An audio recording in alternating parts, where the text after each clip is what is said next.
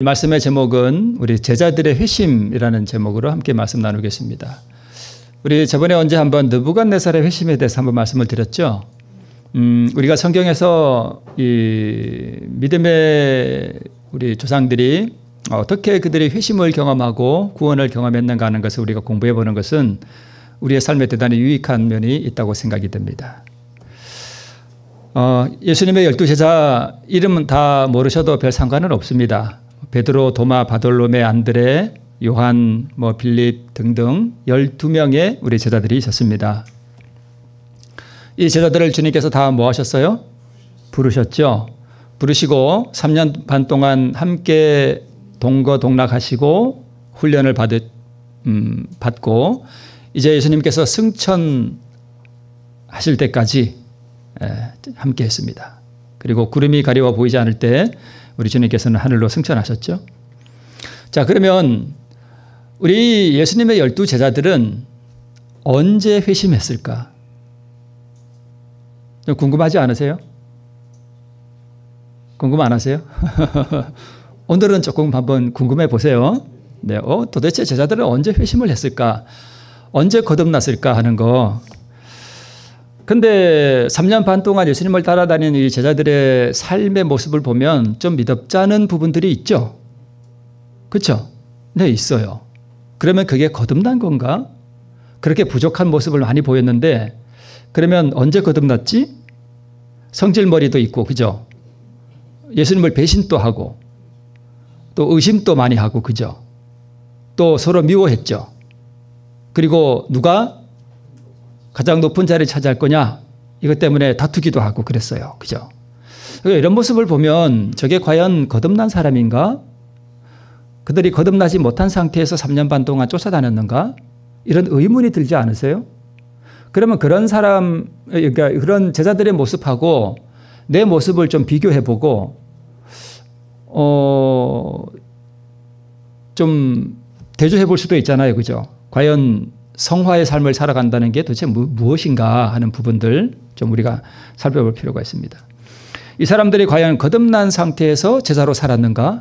3년 반 동안. 아니면 오순절 성령 강림 때 보니까 이제 네 거 내 거 없이 완전히 사람들이 변화됐죠. 그러면 그때 변화됐는가? 회심했는가?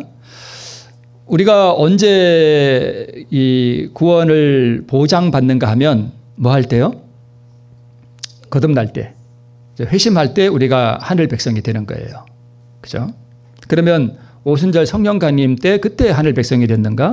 이런 부분들을 좀 우리가 살펴보겠습니다. 자, 3년 반 동안의 세월이 지난 후에 예수님께서 제자들의 발을 씻기시죠. 세종예식을 하실 때 이렇게 시대소망은 기록하고 있습니다. 목욕하고 온 사람은 깨끗하죠. 깨끗하지만 이스라엘 사람들은 우리처럼 운동화 신고 다니는 게 아니라 샌들 신고 다녔어요. 그리고 먼지가 많이 나는 땅이었어요. 샌들을 신은 발이 곧 뭐 해져요? 더러워져요.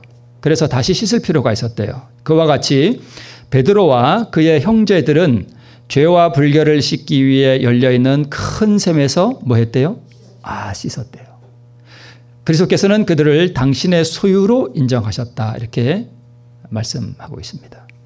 자, 그러면 죄와 불결을 씻기 위해 열려있는 큰 샘에서 씻었다는 말이 무슨 뜻일까요? 죄를 회개하고 씻었다는 얘기예요. 그죠? 그러면 이 말씀에 의거하면 오순절 때 그들이 거듭난 것은 아닌 것으로 보여요. 그죠? 이미 그 전에 뭐 한 거예요? 거듭났어요. 그러면 언제 거듭났을까 하는 부분. 자, 제자들은 다 어떤 상태에 있었어요? 거듭난 상태에서 예수님의 제자로 살아갔다는 것을 우리가 알 수 있습니다. 결론적으로 보면 많이 부족한 모습을 보였지만 이 제자들은 다 거듭난 상태에 있었습니다. 누구만 빼고요? 유다는 아니었습니다. 그는 한 번도 회심하지 못했어요. 예수님이 부활하신 다음에 여기 손에 못자국이 이렇게 그려놨죠. 놀라는 제자들의 모습 보고 있죠.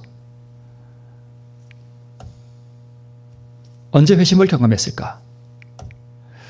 자, 예수님께서 이제 제자들을 뭐 하시는 장면이에요? 부르시는 장면이죠. 처음 제자로 부르실 때의 그림을 이렇게 그려놨습니다. 마태복음 4장에 보면 갈릴리 해변에 다니시다가 두 형제 곧 베드로라 하는 시몬과 그 형제 안드레가 바다에서 그물 던지는 것을 보시니 저희는 어부라 말씀하시되 나를 따라 오너라 내가 너희로 사람을 낚는 어부가 되게 하리라 하시니 저희가 곧 그물을 버려두고 예수를 쫓으니라 이렇게 되어 있습니다. 자, 성경을 우리가 읽을 때에 이게 뭘 의미할까? 모든 걸 버려두고 예수를 쫓았다는 것이 과연 무엇을 의미할까 하는 부분을 우리가 좀 살펴볼 필요가 있습니다. 베드로와 안드레가 고민했나요? 안 했습니다. 즉시 그는 그물을 다 버리고 배도 버리고 다 버렸습니다. 그리고 예수님을 쫓아갔습니다. 좀 거기서 이제 조금 더 가시다가 다른 두 형제를 봤습니다. 세베대의 아들 야고보와 그 형제 요한이 그 부친 세베대와 한 가지로 배에서 그물 깁는 것을 보시고 뭐 하시니 부르시니 곧 여기도 곧이죠. 곧 배와 부친을 버려두고 예수를 쫓았다 이렇게 기록되어 있습니다. 자, 그러면 시대소망에는 이 상황을 이렇게 기록하고 있습니다. 두 번째 녹색 글씨 볼게요. 즉시 그들은 배와 그물을 뭐 했대요? 버렸대요. 이 제자 중에 어떤 이들에게는 생계를 그들에게 의존하는 친구가 있었대요. 그런데 구주의 초청을 받았을 때에 머뭇거리거나 내가 생활을 어떻게 하지? 내가 돈 벌어야 되는데 우리 가족 내가 먹여 살려야 되는데 이런 생각도 들었겠죠. 또 가족을 부양해야 하는데 나 때문에 이렇게 벌어먹고 사는 내 친구도 있는데 내가 만약에 이거 다 버리면 그 친구 뭐 먹고 살지? 라고 묻지 않았습니다. 그들은 부르심에 뭐 했대요? 즉시 순종했습니다. 예수께서 나중에 내가 너희를 전대와 주머니와 신도 없이 보냈을 때 부족한 게 있었더냐 했더니까 없었다 그랬습니다. 여러분, 우리가 하나님의 부르심을 받고 전적으로 복음 사업에 헌신하면 굶어 죽는 일은 없습니다. 계속해서 이렇게 말씀하고 있습니다. 부유하던 마태에게나 가난하던 안드레와 베드로에게 똑같은 뭐가 왔대요? 시험이 왔대요. 똑같은 헌신이 각 사람에 의하여 이루어졌대요. 밑에 녹색 글씨 세상의 재물에 대한 욕심이나 그리스도와 친분을 맺고자 하는 욕망 중에 어느 쪽이 더 강한지에 대해서 시험을 그들이 받았습니다. 계속해서 이렇게 말씀하고 있습니다. 원칙은 항상 가혹하다. 전적으로 바치지 않는 사람은 어떤 사람도 그리스도의 제자가 될 수 없으며 그러니까 이 제자들이 전적으로 바침으로 뭐가 된 거예요? 제자가 된 것입니다. 그리고 동역자가 된 것입니다. 사람들의 위대한 구원을 인식할 때에 그리스도의 생애에서 나타난 자아 희생은 그들의 생애에서도 나타날 것이다. 그러니까 이 말씀을 요약해서 딱 말씀드리면 무슨 뜻인가 하면 예수님께서 제자들을 처음 부르셨을 때 예수님의 생애에서도 나타났던 무엇이 그들에게 나타났다는 거예요? 자아 희생. 다른 말로 자아 포기예요. 내가 예수님 쫓아가면 나 뭐 먹고 살지? 내가 생활은 어떻게 하지? 우리 아이들은 어떻게 먹여 살리지? 그런 것도 다 근심 걱정도 자아죠. 그래서 부르심을 받았을 때에 이 모든 제자들의 마음속에서 무엇이 일어났는가 하면 자아가 다 포기됐습니다. 이것이 거듭남이에요. 그럼 제자들이 언제 거듭난 거예요? 부르심을 받았을 때입니다. 그때 거듭났어요. 그때 그들은 의를 소유하게 됐습니다. 그래서 그들은 예수님의 제자가 됐습니다. 그래서 우리 이 똑같은 내용을 종로에게다서는 이렇게 표현해요. 온 마음을 반드시 하나님께 뭐 해야 하나니? 바쳐야 하나니. 이거 제가 많이 말씀드렸죠. 바쳐야 하나니. 만일 그렇게 아니하면 우리를 하나님의 형상으로 회복시키는 그 변화가 우리에게서 결코 생길 수 없는 것이다. 그러니까 이게 원칙이에요. 우리를 하나님의 형상으로 변화시키는 그 역사를 하나님께서 내 안에 이루시려면 우리 편에서 조건을 충족시켜야 되는데 그 조건이 뭐냐? 우리를 예수님께 다 뭐 해야 된대요? 바쳐야 돼요. 이걸 자아포기라 그래요.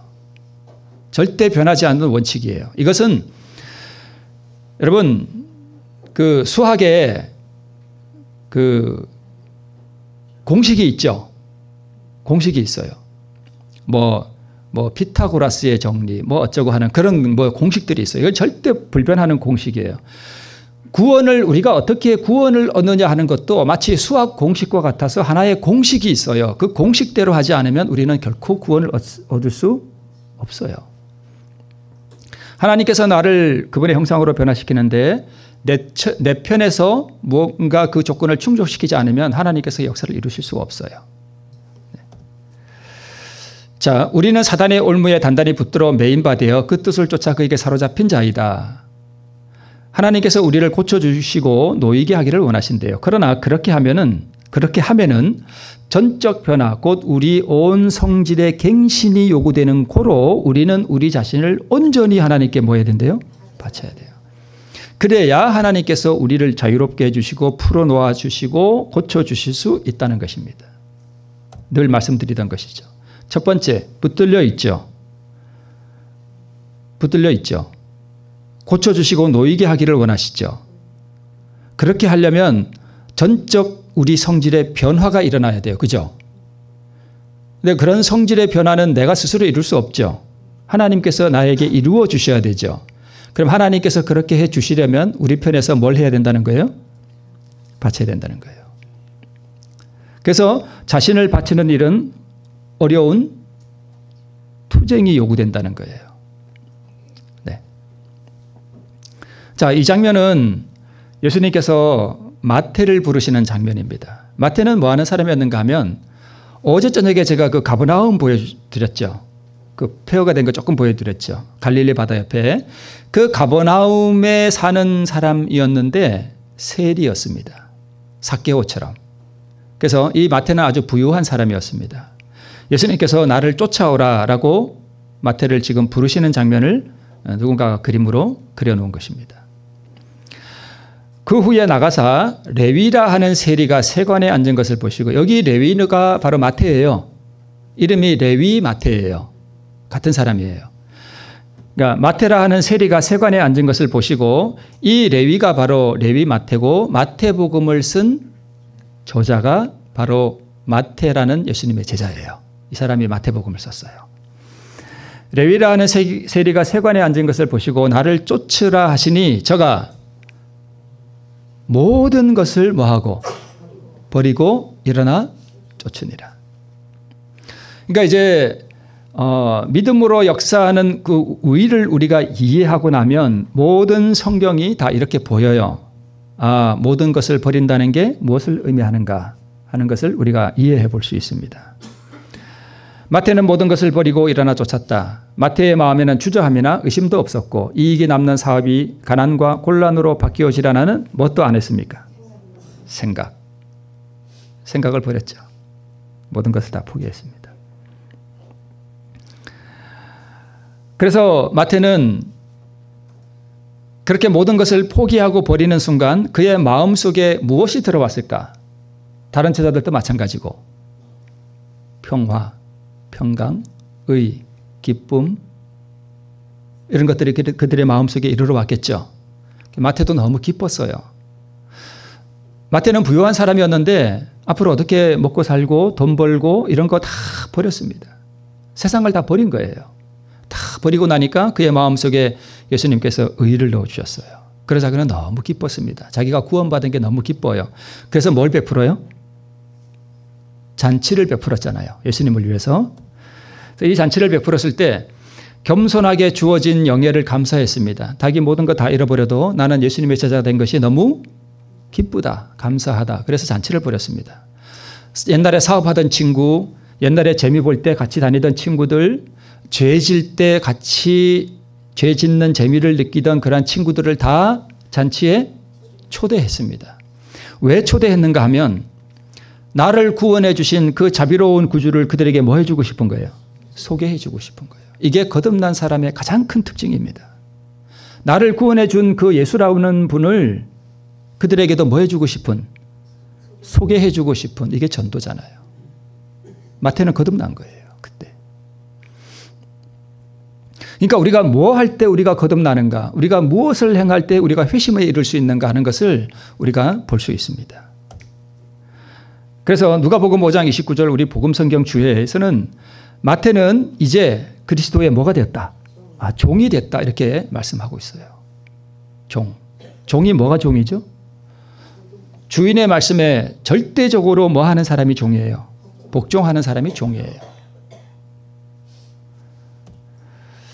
그래서 마태가 이 예수님을 위해서 잔치를 할 때 바리새인들이 와서 막 비난하죠. 예수님 죄인들과 같이 식사한다 이러면서 막 비난했습니다. 그러나 마태가 잔치를 베푼 것은 거듭난 사람의 마음에서 우러나온 행위였습니다. 그래서 제자들이 언제 의를 얻었는가? 그것은 부르심에 응하여서 세상을 뭐 했을 때요? 포기했을 때였습니다. 그래서 여러분 오늘 내가 교회는 다니지만 나는 교회 다니고 의를 얻고 이런 것보다 나는 돈 버는 데 더 관심이 많다. 그러면 거듭난 게 아닙니다. 여전히 세상에 붙들려 있는 거예요. 그런 세상을 포기한 경험이 없는 거예요. 그게 완전히 포기되고 그게 이순위로 다 밀려나고 오직 그리스도의 의를 사모하고 그분의 인격과 교제하는 게 너무 기쁘고 감사하고 그분과 함께 그 쫓아가는 십자가를 지고 그분을 쫓아가는 그 영예를 가장 큰 것으로 여기는 그 심령이 준비되지 않았다면 아직 나는 거듭난 것이 아닙니다. 그가 교회를 다니든 목사든 장로든 아무 상관없습니다. 그는 세상에 버림받은 사람과 똑같습니다. 우리 마음을 한번 살펴보십시오. 물론 우리가 세상에 모든 걸 버릴 수 있나요? 직업을. 제자들은 다 직업을 버렸잖아요. 그런데 우리 직업을 버릴 수는 없잖아요. 그죠? 그 상황이 우리 똑같다고 볼 수는 없지만 그러나 우리가 세상을 살면서 내가 무엇에 가장 관심을 두고 살아가고 있는가 하는 것을 내 마음을 살펴보면 그 부분을 우리가 이해해 볼 수 있습니다. 알 수 있습니다. 그런데 이후 제자들의 모습은 예수님이 한 번은 사마리아로 지나가는데 예수님을 영접하지 않으니까 야고보와 요한이 의문이 생겨가지고 예수님 우리가 하늘에서 불을 내려다가 저것들 그냥 태워버릴까요? 이랬다니까요. 뭐 한 사람이요? 거듭난 사람이. 또 베드로는 뭐까지 하고 예수님을 배반하고 부인하고 서로 누가 크냐 하고 쟁론이 일어났고 도마는 의심하고 불신하고 이런 모습들이 있습니다. 자, 여기 검은 바탕에 하나의 흰 네모가 지금 하나 딱 생겼죠? 그죠? 이게 무엇인가 하면 거듭난 상태예요. 이게 거듭난 거예요. 저 하얀 부분이 뭐냐 하면 의의 본성이에요. 저걸 의라고 해요. 그런데 저 전체 화면이 우리의 마음이라 그러면 처음 모든 것을 주님께 바치고 우리가 회심을 경험했을 때 우리 안에 뭐가 들어오는가 하면 의가 들어와요. 그런데 그 의가 우리의 마음을 전부 다 차지하나요? 아니에요. 여전히 우리 마음속에는 큰 무엇이 남아있어요? 죄의 본성이 그대로 남아있어요. 남아있어요. 그런데 우리가 계속적인 주님과의 교제를 통해서 의의 본성을 자꾸 키워나가고 내 안에 있는 죄의 본성들을 계속해서 끊임없이 주님께 굴복하여 드리면 그 드리는 만큼 죄의 본성이 빠져나가는 만큼 뭐가 커질까요? 점점 커져요. 의의 본성이 점점 이렇게 커져요. 그럼에도 불구하고 여전히 무슨 부분이 있어요? 죄의 본성이 있어요. 이 부분이 언제 다 없어지느냐 하는 것은 사람들마다 약간의 논란이 있는데 그 부분은 오늘은 그냥 간과하고 넘어가겠습니다. 언제 우리의 마음이 완전히 하얘지느냐 이런 부분 있잖아요. 네. 그런데 그 위대한 사도 바울도 뭘 느꼈는가 하면 이 사도 바울의 마음속에 저 의의 부분이 얼마나 컸을까요? 그죠? 장성한 장군처럼 정말 저 의가 이 사도 바울의 마음에 가득 넘쳤습니다. 그럼에도 불구하고 사도 바울의 마음속에는 무엇도 있었어요? 검은 부분이 있었던 거예요. 끊임없이 자기 속에서 뭐가 올라와요? 저게 올라오는 거예요. 검은 부분이. 그래서 로마서 7장에서 사도 바울이 뭐라고 고백하는가 하면 오호라 나는 곤고한 사람이로다. 이 사망의 몸에서 누가 나를 건져내랴 라고 부르짖었습니다. 자, 그러면 아브라함을 한번 좀 살펴보겠습니다. 아브라함은 무슨 조상이라 그러죠? 믿음의 조상이라 그러죠. 그러니까 믿음의 조상 그러면 그냥 다분히 그냥 단순히 믿음의 조상 이게 아니라 믿음의 조상이다 하는 얘기는 믿음으로 말미암는 의의 조상이라는 뜻이에요. 그 근본이라는 뜻이에요. 우리에게 보여주신다는 뜻이에요. 그래요. 그럼 아브라함은 언제 회심했을까? 창세기 12장에서 하나님께서 아브라함을 부르시죠. 하란에서 부르시죠. 그래서 본토 친척 아비 집을 떠나 내가 내게 지시할 땅으로 가라 하는 하나님의 부르심을 딱 받았을 때에 이에 아브라함이 여호와의 말씀을 쫓아갔다라고 되어 있습니다. 이어서 창세기 13장에는 롯과의 이별하는 장면이 나와요. 물론 12장의 부르심의 다음에 가나안의 기근이 들어서 애굽에 내려갔다가 자기 아내를 누이라고 속여요. 네, 이 부분은 나중에 또 보고. 자, 롯과 이별할 때 아브라함이 이렇게 말합니다. 네가 좌하면 나는 우하고, 네가 우하면 나는 좌하고. 완전히 뭐 하는 거예요? 롯에게 좋은 땅을 다 양보하는 거예요. 자, 14장에 가면 전쟁이 일어나죠. 롯이 붙잡혀 가죠. 그래서 아브라함이 자기 집에서 길려온 자 318명을 데리고 쫓아가서 롯과 그의 재산들을 다 성사람들을 다 찾아오죠. 그리고 멜기세덱에게 11조를 바치고 찾아온 재물 다 소돔 왕에게 돌려줍니다. 그 사람 때문에 치부했다 하는 소리 들을까 봐 다 줍니다. 그리고 나서 15장에 가면 하나님께서 아브라함을 이상 중에 부르셔서 하늘의 무별을 봐라. 네 자손이 이 별과 같이 많아지겠다라는 말씀을 주셨을 때 이때 이렇게 기록되어 있어요. 아브라함이 여호와를 뭐니 믿으니 이를 그의 뭐로 여기시고 의로 여기시고. 성경에서 믿음으로 얻는 의가 처음 나오는 장면이 바로 창세기 15장입니다. 믿음으로 얻는 의예요. 이걸 소개하고 있습니다. 그러면 여러분 아브라함이 언제 회심했을까?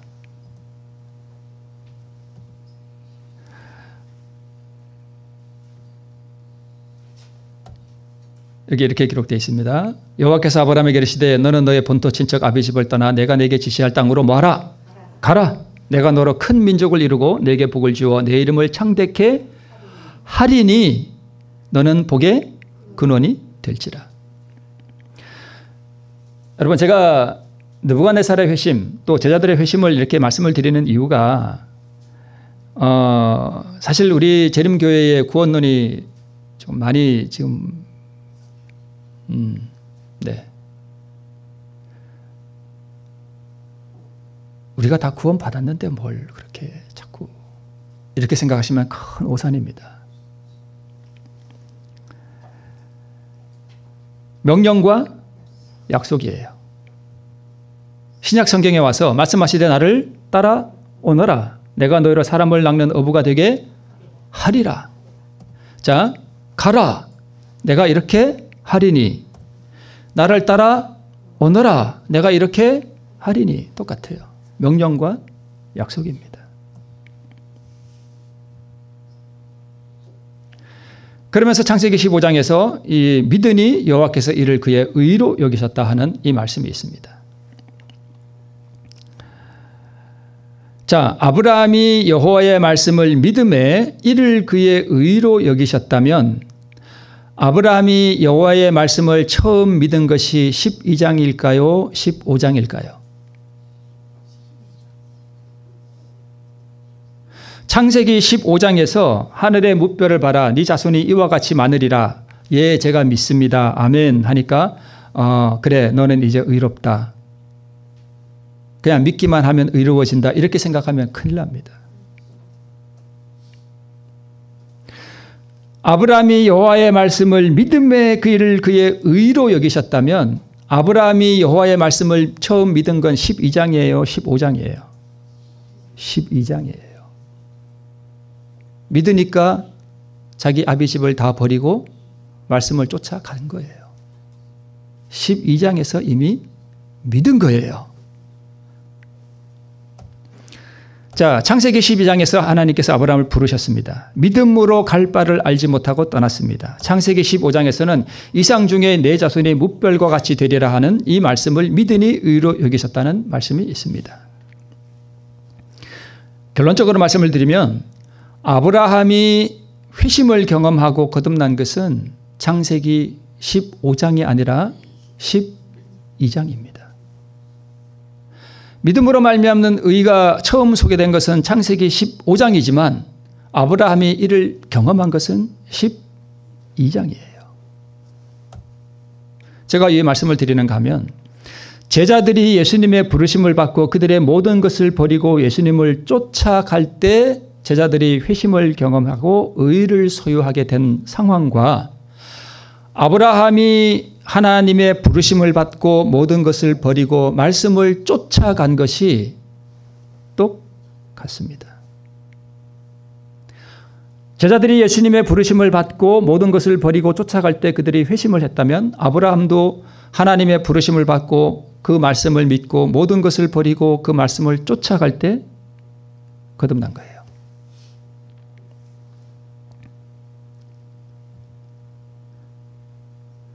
창세기 12장에서 아브라함은 여호와께서 하란에서 부르실 때에 믿음으로 모든 것을 포기하고 버리는 자아의 굴복을 통하여 거듭난 사람이 되었습니다. 그래서 아브라함 회심은 15장에서 여호와의 말씀을 믿기만 해서인가? 아니면 12장에서 말씀을 믿고 모든 것을 포기하고 버리는 자아 포기를 통해서인가? 15장이 아니라 12장이에요.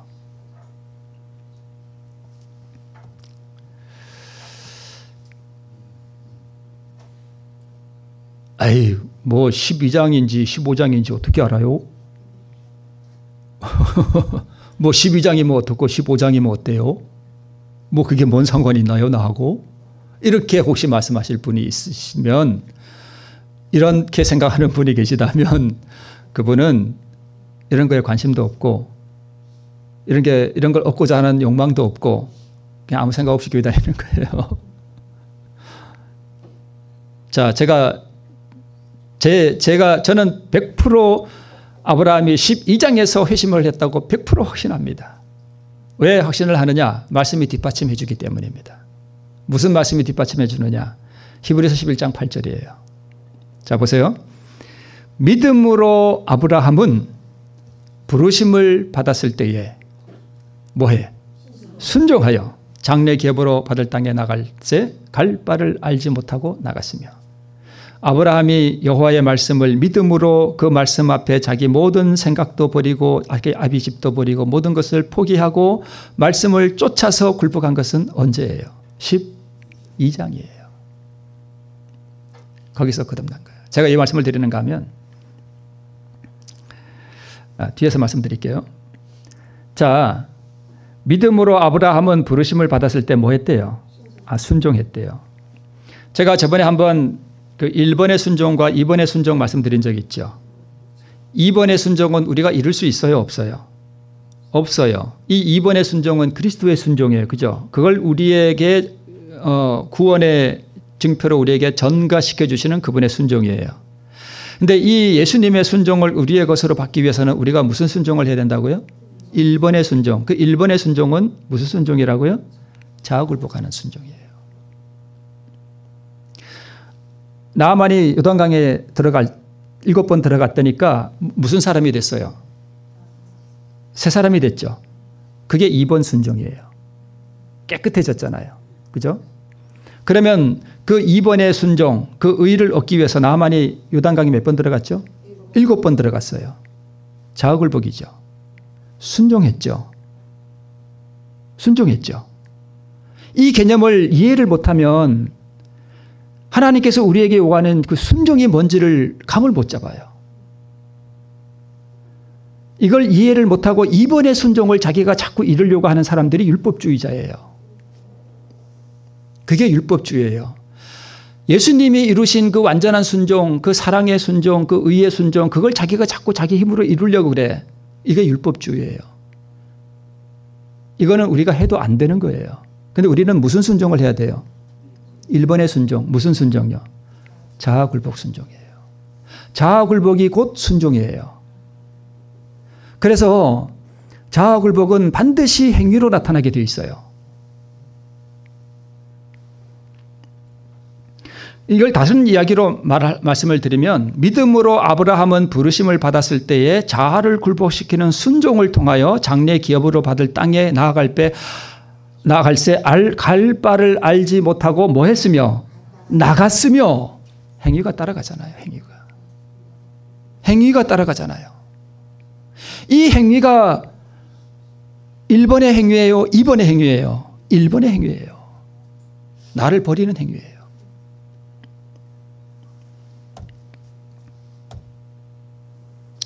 그래서 이 순종은 의를 얻기 위한 조건으로서의 순종이에요. 이걸 잘 이해 못하면 아니 목사님 그거 율법주의 아니에요? 이렇게 말씀하는 분이 있어요. 이거 잘 이해하셔야 돼요. 그래서 이 순종은 자아를 포기하는 것인데 행함으로 온전케 되는 믿음이 바로 이거예요. 야고보서가 말하는. 혹시 제가 오늘 드리는 말씀이 좀 재미없을 수도 있고 그게 뭐 그렇게 중요한 건가 이렇게 생각하시는 분들이 혹시 계실지도 모르겠는데 여러분 우리가 신앙을 할 때 감정적인 신앙을 하면 우리 신앙에 도움이 별로 안 돼요. 감정은 오늘 있다가도 오늘 저녁에는 다 사라지고 맹숭맹숭해지고 그래요. 그래서 신앙은 무슨 신앙을 해야 되는가 하면 이성적이고 이지적인 신앙을 해야 돼요. 내가 어떻게 행해야 될지를 알고 깨닫고 의지적으로 성령 하나님의 감동하심과 그 은혜를 우리가 힘입어서 이지적인 신앙을 해요. 이성적인 신앙을 해야 됩니다. 이런 것들을 잘 우리가 깨달아야 돼요. 제가 왜 말씀을 드리는가 하면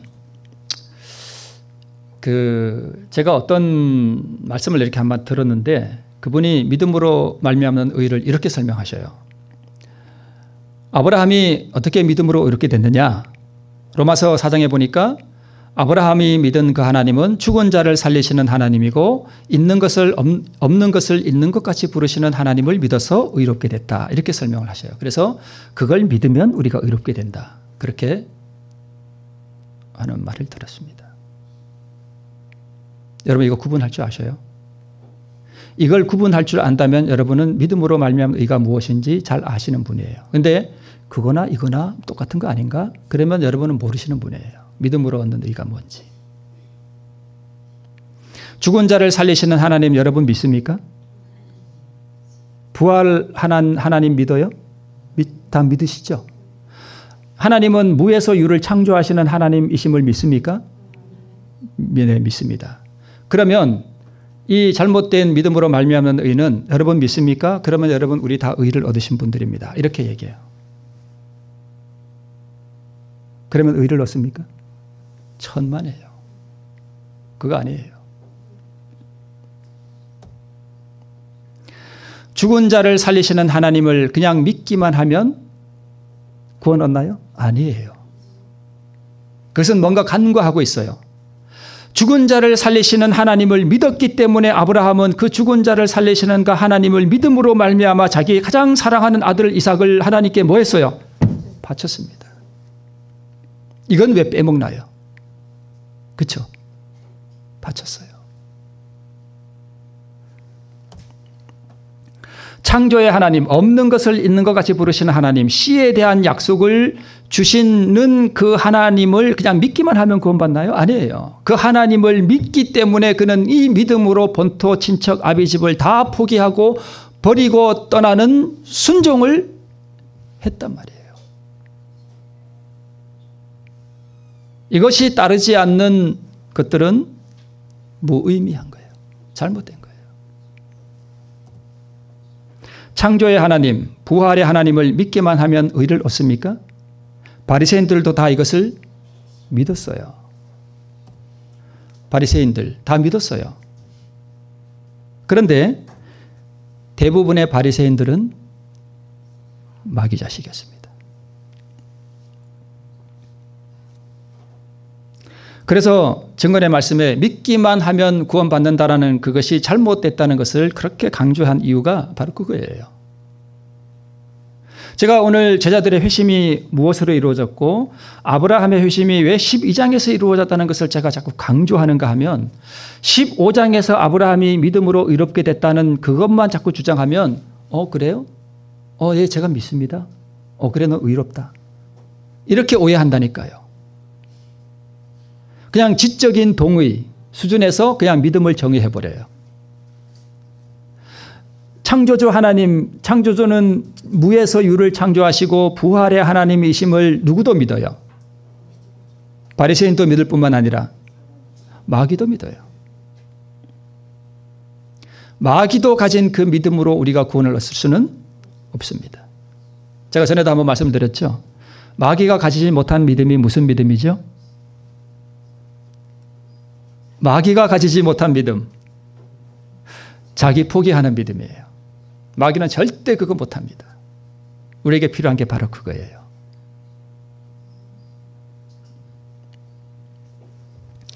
여러분, 창조의 하나님, 부활의 하나님을 아무리 믿어보세요. 그러면서도 죄짓고 완전히 그렇게 타락하고 산다니까요. 그게 우리 죄인의 모습이에요. 그걸 바리새인들이 그대로 우리에게 보여주고 있습니다.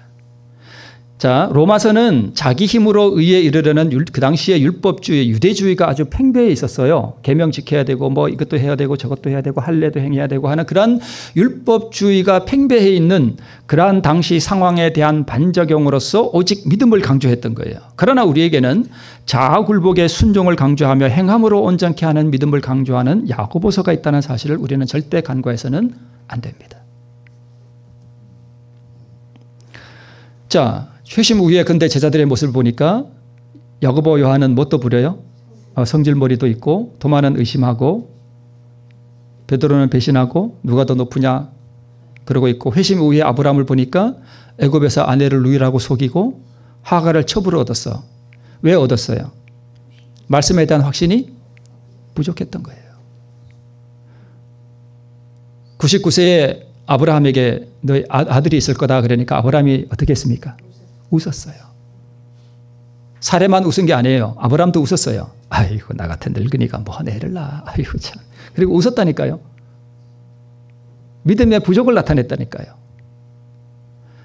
그리고 그랄에 갔을 때는 아비멜렉에게 두 번째 또 자기 아내를 누이라고 또 속여. 죽을까 봐 겁이 나가지고. 네 몸에서 나는 아들이 천하 만민에게 이렇게처럼 무별처럼 많을 거야 라고 하는 그 약속에 대한 신실한 믿음이 부족했기 때문에 자기 죽으면 어떻게 자기가 애를 낳아. 그러면 그 약속의 말씀을 믿으면 자기가 안 죽을 걸 확신해야 되잖아요. 근데 죽을까 봐 자기 아내를 누이라고 속인다니까요. 아내가 너무 이뻐도 좀 안 좋은 것 같아. 이제 아내는 좀 적당히 못생겨도 돼. 좀 사례가 조금 덜 이뻤더라면 안 속였을 텐데, 그죠? 아이고, 이렇게 박색한 걸 누가 뺏어갈까 봐. 그죠? 그래도 남자들은 다 이쁜 여자 좋아하더라.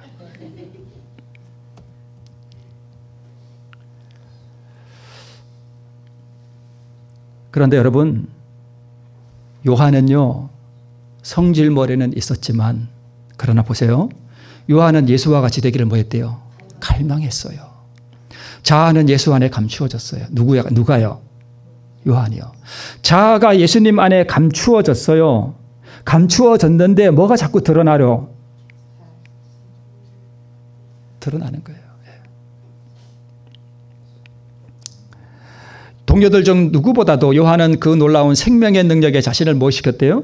복종시켰대요. 요한은 경험적으로 구주를 뭐 했대요? 알았어요. 그러니까 이 제자들이 부족한 모습들을 많이 보이고 성질머리도 좀 나타나기도 했고 의심도 했고 그랬지만 이 제자들은 어떤 경험 가운데 있었는가 하면 성화의 경험 가운데 있었습니다. 성화의 경고가 안 돼 있었어요. 우리 안교장님 나오셔서 왜 그렇게 두껍게 써냐 할 때 뭐가 올라왔대 이렇게. 저걸 그냥 한마디 해줄까? 올라왔네. 그게 정상이에요. 정상이에요. 제가 맨날 여기서 믿음으로 말미암은 의 자굴복을 얘기하면서 제가 어느 날 직원회 할 때 직원회 하다가 버럭할 수 있어요. 그러면 여러분 뭐라 생각해요? 저 맨날 뭐 자기 포기해야 되니? 저 성질 뭐 해봐. 아이고 참. 그럴 수 있다니까요. 모세가 그러다가 가나안에 못 들어갔잖아요.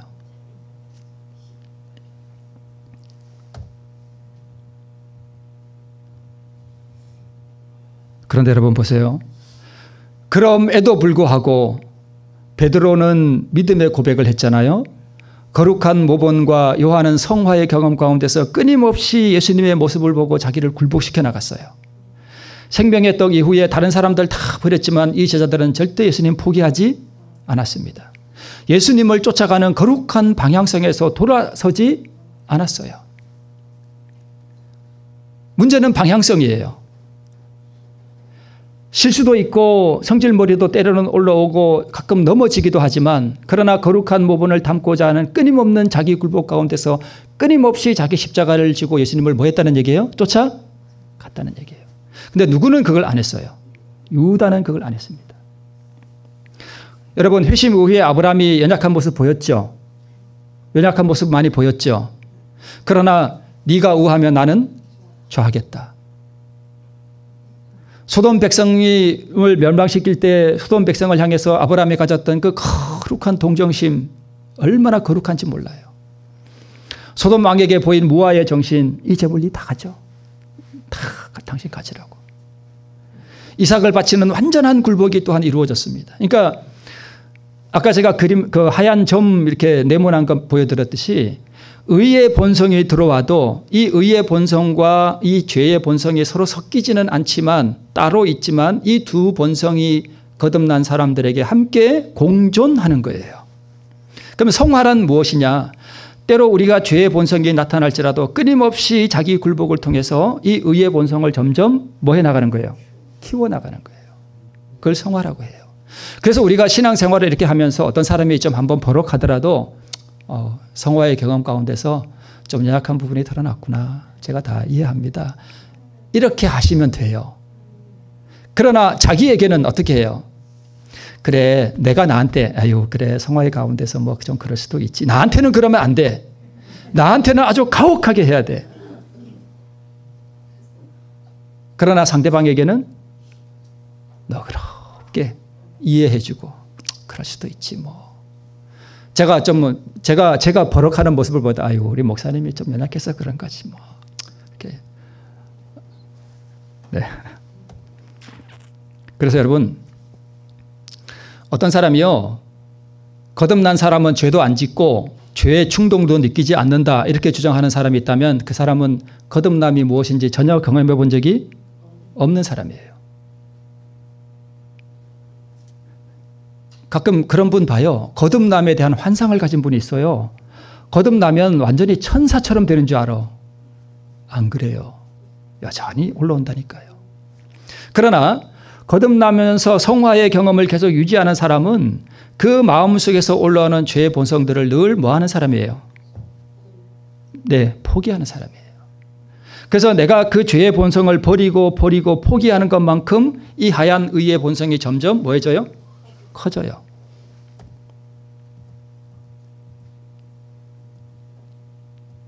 자, 이제 씻었는데 큰 목욕을 했는데 거듭났는데 그러나 뭐가 와?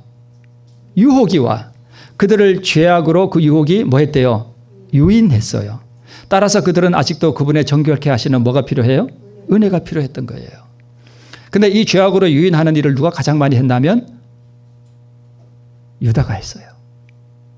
그래서 꼭 이 거듭나지 못한 죄의 본성이 많은 사람들이 교회에 어려운 문제를 많이 가져와요.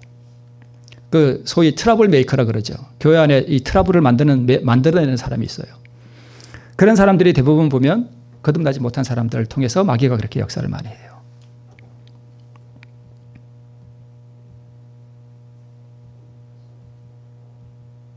자, 위에는 제자들이고요. 밑에 붉은 줄은 아브라함이에요. 자, 그런데 보니까 거듭났죠. 왼쪽에 작은 점. 근데 저 십자가와 완전한 자기 굴복을 향해 가는 동안에 성질도 있고 교만도 있고 미움도 있고 불신도 있었지만 그들은 점점 자신을 굴복시켜 가고 때로는 넘어지는 그러한 과정들을 통해서 자기의 연약함을 깨닫고 깊이 회개하는 경험들을 통해서 어디로 나가요? 완전에서 더욱 큰 완전으로 나가는 거예요.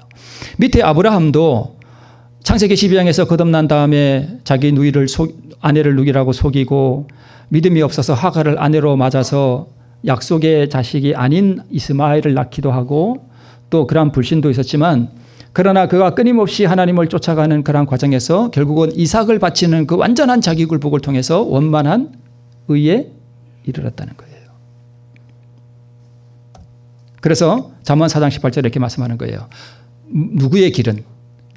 의인의 길은 돋는 햇볕 같아서 점점 빛나서 원만한 광명에 이르거니와. 그래서 제자들이 거듭난 다음에 그런 점점 자꾸 요한 같은 경우는 예수님의 모본에 자기를 굴복시키고 예수님을 닮고자 끊임없이 자기를 굴복시키고 해서 나중에는 이 요한이 무슨 사도가 됐다고요? 사랑의 사도가 됐다고요. 사랑이 너무 많아가지고 사랑의 사도예요. 이게 바로 의인의 성화의 과정을 설명하는 거예요. 잠언 4장 18절이. 해가 처음에는 약하잖아요. 그죠? 점점 뜨면서 뜨거워지고, 그죠? 뜨거워지고 이렇게 의인의 길은 마치 그와 같다는 것입니다. 이게 거듭나면 해가 중천에 갑자기 퍽 나타나갖고 막 자결하는 게 아니라는 거예요. 그죠? 거듭남을 그렇게 오해하는 분들이 있어요. 아니에요. 해가 돋는 것처럼 천천히 이렇게 점점 원만한 광명에 이른다는 것입니다. 그래서 한번 의를 경험하며 나면 무슨 천사처럼 되는 게 아니에요. 자기 안에는 죄의 본성과의 투쟁이 시작되고요. 성화는 끊임없이 자기 안에 죄의 본성을 죽이는 과정이에요. 그래서 여러분, 나를 버리고 포기하는 이 경험은 처음과 중간과 나중까지 끊임없이 우리가 계속해 나가야 할 우리의 순종이에요. 중단할 수가 없어요. 왜요? 죄의 본성이 끊임없이 뭐하니까? 올라오니까. 그래서 죄의 본성이 죽는 만큼 거룩한 의의 본성이 뭐예요? 자라나는 거예요. 이거 제가 뭘 설명하려고 하는지 여러분 이제 다 아시죠? 예. 다 아시죠? 모르는 표정이신데. 자, 옥수수를 심어놓고 처음에는 좀 뭘 매줘야 돼요? 풀을 매줘야 돼. 그죠? 옥수수가 연약할 때는 뭐가 자꾸 올라와요? 풀이 올라와. 근데 옥수수가 많이 자라고 나서 그늘이지면 풀이 아예 안 나오는 건 아니지만 맥을 못 써요. 안 나와. 잘 안 나와. 저게 원만한 의인의 길은 돋는 햇볕과 같아서 점점 빛나서 원만한 광명에 이른다는 게 바로 저거예요. 천연계의 원리와 우리 농사의 원리와 이 하늘의 원리와 영적인 원리가 다 같아요. 농사에서 분이 다 아시죠? 네, 옥수수 저렇게 크면은 풀 안 맺어 더 이상. 가만 놔둬도 풀 잘 안 나옵니다. 있어도 그냥 베리베리 한겨울에 올라가서 크지도 않아요. 잡초가.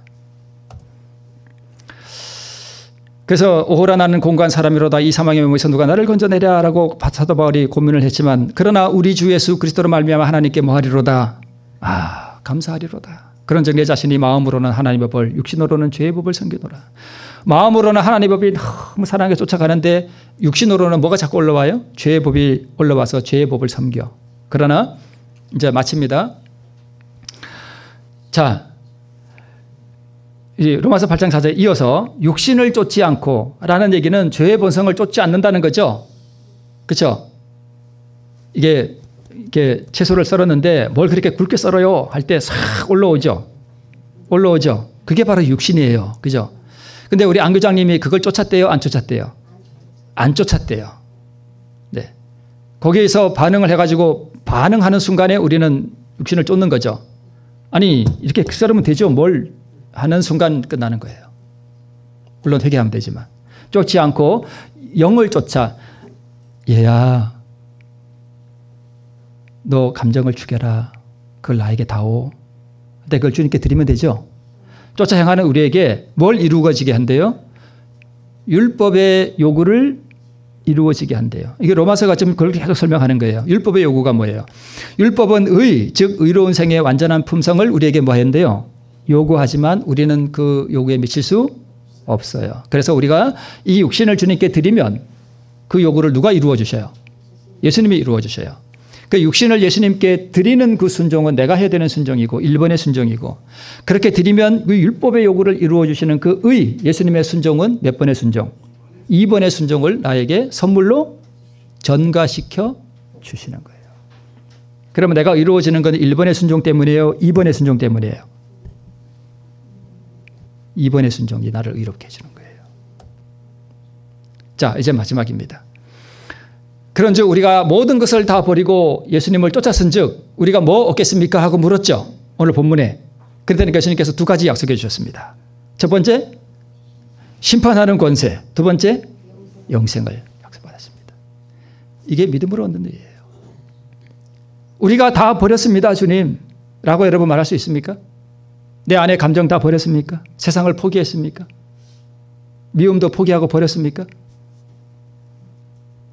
예수님께 우리가 이렇게 말씀할 수 드려야 돼요. 예수님, 제가 다 버렸습니다.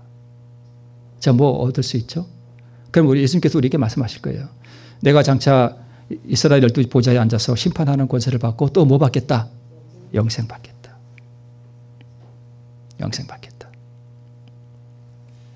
오늘 이제 우리 마치는 찬미가 온유하신 음성으로인데요. 우리 후렴구에 보니까 어디 인도하시든지 내가 십자가를 지고 따라가기 원하오니 항상 함께하여 주소서. 이게 바로 제자들이 걸어갔던 그 길입니다. 오늘 이 제자들의 삶, 아브라함의 삶을 통해서 우리 삶을 똑같이 우리도 우리 삶 속에서 따라가는, 그래서 우리가 의의 원만한 광명에 이르는 우리 모두가 되시기를 바라면서 말씀을 마치겠습니다.